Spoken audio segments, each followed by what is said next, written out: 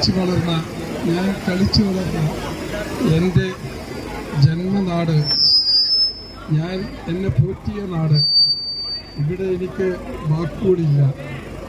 ഈ നാട് കഴിയില്ല.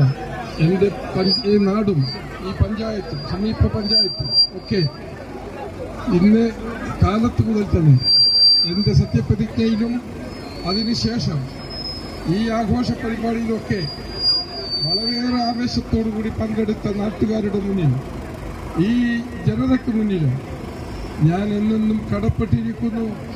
വിനീത വിധേയനായി, നിങ്ങളുടെ ഒരു ദാസനായി നിങ്ങളോടൊപ്പം ഞാൻ ഉണ്ടാകും എന്ന് നിങ്ങൾക്ക് ഉറപ്പ് നൽകിയിട്ടുണ്ട്.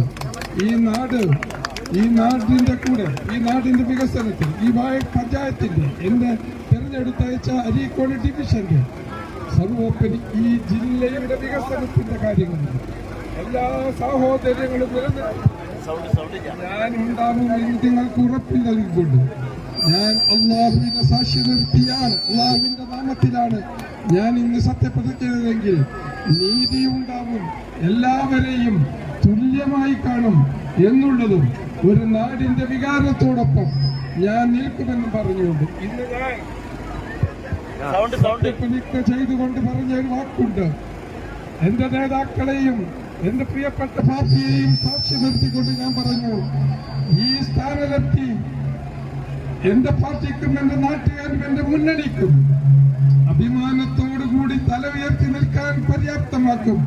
അപമാന ഭാരത്തോടെ തല താഴ്ത്താൻ ഇടവരുത്തില്ലെന്ന് ആണയിട്ട് 1000 വട്ടം ഞാൻ ആവർത്തിച്ച് പറയുന്നു. അതുകൊണ്ട് പ്രിയപ്പെട്ടവരെ, നന്ദി നന്ദി നന്ദി. അസ്സലാമു അലൈക്കും.